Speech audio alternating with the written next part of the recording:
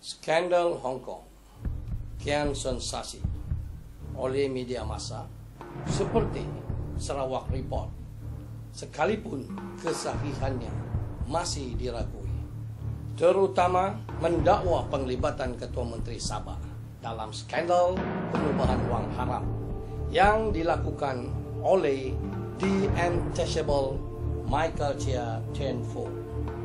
Kali ini saya akan membuat satu lagi pendedahan bagaimana pemalsuan dokumen bank dilakukan anak saudara Safi Abdal, Ramzan bin Abdul Wahab dan krunya di lokasi rahsia, yaitu sebuah cyber cafe di Center Point, Kota Kinabalu.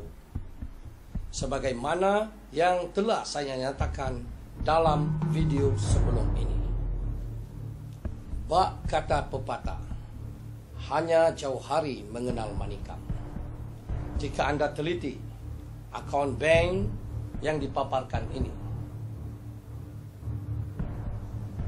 begitu ketara sekali kepalsuannya dan memang telah dipalsukan. Ternyata kegairahan mereka untuk menjatuhkan Ketua Menteri Sabah begitu ketara, terutama dengan memasukkan dua nama, yaitu Hazim Mubarak Musa dan Muhammad Haisam bin Musa, yang kononnya adalah anak kepada Musa Aman. Tidak cukup dengan itu, mereka memasukkan nama pengurus besar kumpulan Yayasan Sabah, Muhammad Daud bin Tampogo, sebagai salah seorang penerima wang daripada Michael Chia, yaitu sejumlah 85,000 Singapore dolar. Tahukah anda bahawa mana-mana bank di dunia ini tidak akan mempaparkan nama penerima di dalam penyata bank bagi menjaga kerahsiaan dan privasi? Anda bandingkan dengan penyata Maybank ini yang hanya mencatatkan debit account SI, berbanding dengan penyata palsu UBS dan HSBC, bank yang digunakan Ramzan untuk mengukuhkan dakwaannya yang secara terang-terangan mempaparkan nama penerima standing instruction, yaitu SI. Jika anda perhatikan betul-betul, tidak terdapat sebarang logo UBS, yaitu anak kunci sebagaimana dengan penyata rasmi yang dikeluarkan UBS. Banyak ciri-ciri palsu yang terdapat dalam penyata bank ini, termasuk penyata yang dicetak tidak sama dengan penyata asal yang dikeluarkan UBS ataupun HSBC Singapura. Anda perhatikan betul-betul rakaman semula yang dilakukan untuk membuktikan bahawa penyata bank berkenaan adalah tidak benar dan sengaja dibuat-buat untuk memastikan SPRM dan ICAC mempercayai bahawa salinan penyata berkenaan adalah daripada salinan asal. Penyata bank ini dibuat oleh salah seorang pekerja Oasis Internet di Center Point, Kota Kinabalu, walaupun kafe internet berkenaan telah ditutup selepas SPRM menjalankan siasatan selepas dua ketua cawangan UMNO membuat laporan di Ibu Pejabat SPRM Putrajaya. Namun saya berjaya menemui salah seorang pekerja yang memalsukan dokumen bank berkenaan dengan upah RM3,000 sahaja. Kata Rudi, bukan nama sebenar, beliau hanya membantu George, juga bukan nama sebenar, untuk memalsukan dokumen bank Michael Chia menggunakan Adobe Photoshop.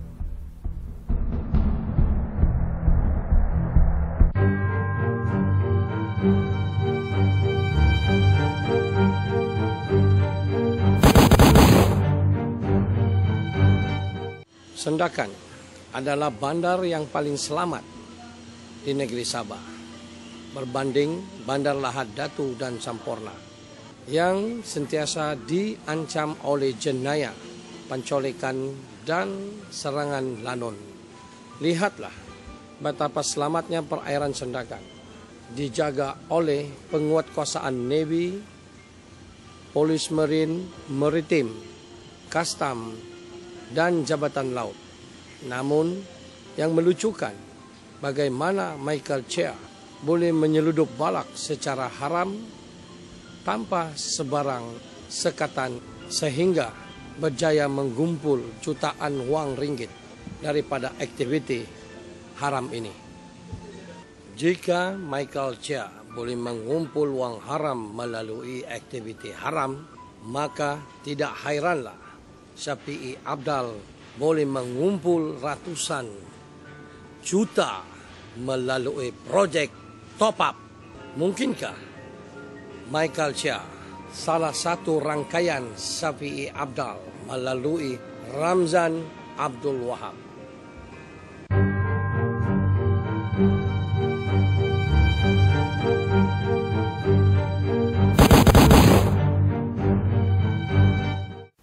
Persoalannya sekarang, apakah dosa Michael Chia, Syafiee Apdal, Ramzan Abdul Wahab dan semua mereka yang bersubahat boleh ditutup dengan membuat laporan palsu, menggunakan dokumen palsu, memberi keterangan palsu, sedangkan tidak ada bukti yang melampaui keraguan munasabah melibatkan Ketua Menteri Sabah dalam skandal Hong Kong yang direka cipta Syafiee Apdal ini?